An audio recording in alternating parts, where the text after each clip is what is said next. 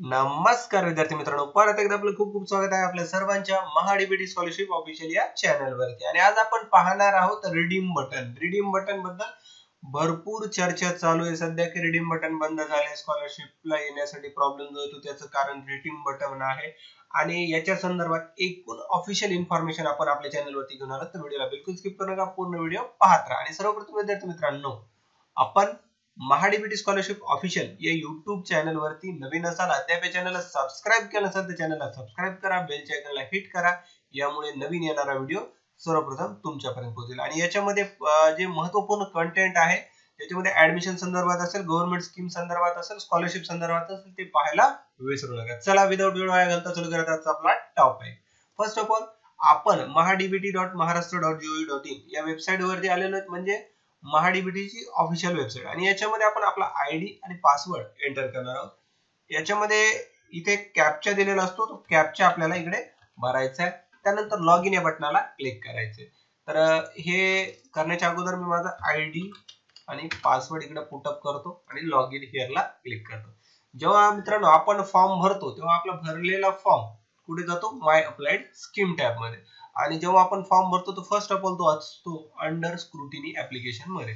जेव्हा हा form approved होतो किंवा याच्यामधल्या दोन स्टेजेस पूर्ण होतात, इकडून कॉलेज क्लर्ककडून फॉरवर्ड होतो आणि कॉलेज प्रिन्सिपलकडून फॉरवर्ड होतो आणि पुढे डिपार्टमेंट डायरेक्टर कडे जातो, तेव्हा इथे स्क्रुटिनी कंप्लीट ऑप्शन येतं आणि अप्रूव्ड ऍप्लिकेशन मध्ये आपला फॉर्म जातो। अशी प्रोसेस असते आणि इथून पुढे रिडीम बटनाचं काम आहे। तर आपण फर्स्ट ऑफ ऑल ह्या लॉग ला लॉग आउट करू आणि दुसरं लॉग इन ज्याच्यामध्ये आपण तिकडे पुढच्या स्टेपला गेलेलो त्या स्टेप साठी पाहूयात। इकडे आयडी पासवर्ड एंटर करतो आणि लॉग इन हिअर या बटनाला क्लिक करतो।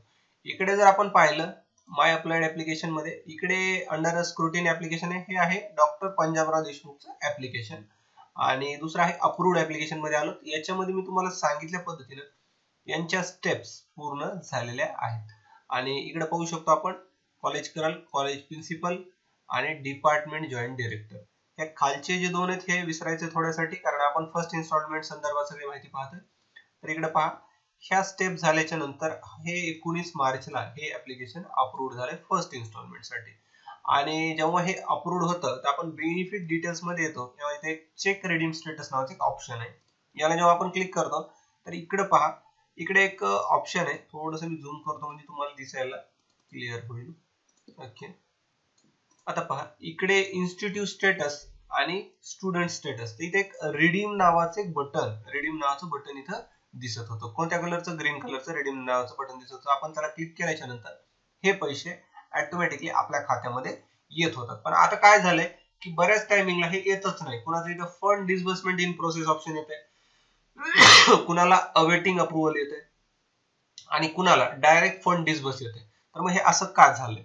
तर आता पहा, ज्यांचं अवेटिंग अप्रूव्हल येते त्यांचं काय की अवेटिंग अप्रूव्हल म्हणजे अप्रूव्हल साठी बाकी आहे, ती एक स्टेज आहे। तिथून जेव्हा अप्रूव्ड होतं तेव्हाच तुमचं ऍप्लिकेशन पुढे जातं आणि त्याच्यानंतर तुम्हाला एक रिडीम नावाचं बटन दिसतं, आपण त्याला क्लिक करतो आणि त्याच्यानंतर पैसे आपल्या खात्यात येतात।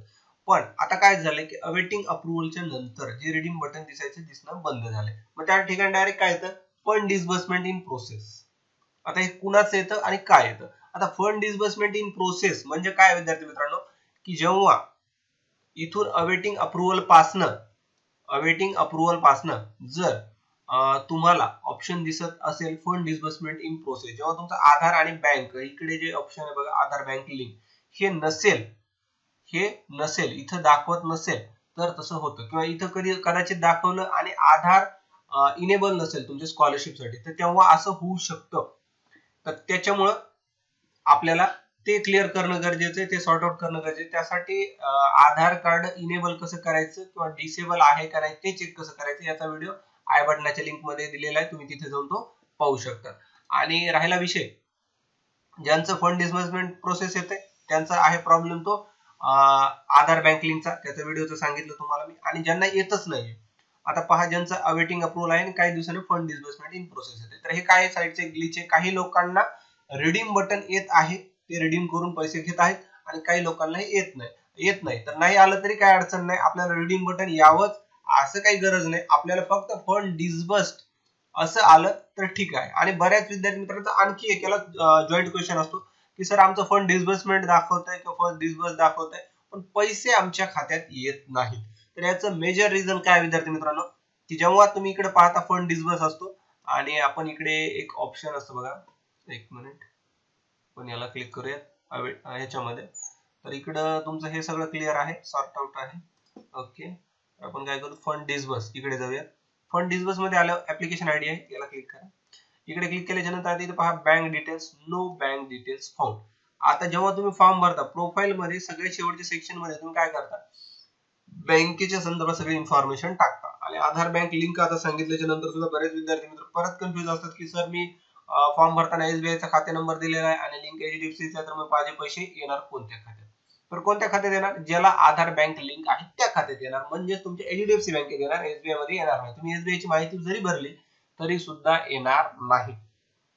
मग त्याच्यामुळे तुम्ही जो आधार बँक लिंक देता, इथं नो बँक डिटेल फाउंड झालंय, याचा अर्थ काय की तुमच्या आधार बँक लिंकची जी डिटेल्स आहे ती इकडे फेक नाही झाली. नाही फेक झाली तर काही अडचण नाही, पण तुम्ही ते खातं चेक करा. कोणतं खातं चेक करा, HDFC. किंवा अदरवाईज तुम्हाला माहितच नसेल की कुठलं बँक माझं खातं लिंक आहे किंवा कुठलं हे आहे, तुम्ही सरळ सरळ QS बँक मध्ये जा, आधार कार्ड वरून तुमचे पैसे चेक करा. ते चेक केल्याच्या नंतर तुमचं एक बॅलन्स विचारा समोरच्याला, तो विचारा तुमचा खाते नंबर कुठला आहे, त्यांना सांगा मला खाते नंबर माहित नाही, माझा आधार नंबर घ्या आणि आधार नंबरवरून माझा डायरेक्ट बॅलन्स चेक करा. मग त्याच्यावरून जे चेक होईल त्याला विचारा कुठल्या बँकेचं खाते, मग तो सांगेल तो कोणत्या बँकेचं खाते आणि त्या बँकेमध्ये तुम्ही तुमचे पैसे जमा झालेले पाहता. मग तुम्ही त्याच्यामध्ये तुमचे पैसे पाहू शकता. आता याच्यामध्ये आपण दोन प्रॉब्लेम सॉल्व्ह केले तुमचे, एक रिडीम बटन आणि दुसरं जे पैसे कशामध्ये पडतात ते. तर मला वाटतंय आय थिंक हे दोन्ही क्वेश्चन तुमचे सॉल्व्ह झाले. अदरवाईज याच्यापेक्षा व्यतिरिक्त तुमचे जर काही आणखी क्वेरीज असतील, काही क्वेश्चन असतील, मला नक्कीच कमेंट करा, व्हिडिओ आवडल्यास लाईक करा आणि जास्तीत जास्त विद्यार्थी मित्रांपर्यंत हा व्हिडिओ शेअर करा. आपल्या चॅनलवर नवीन असाल तर चॅनलला सबस्क्राईब करा. तुमचा मौल्यवान वेळ दिल्याबद्दल धन्यवाद मित्रांनो. भेटूयात नवीन एका व्हिडिओ.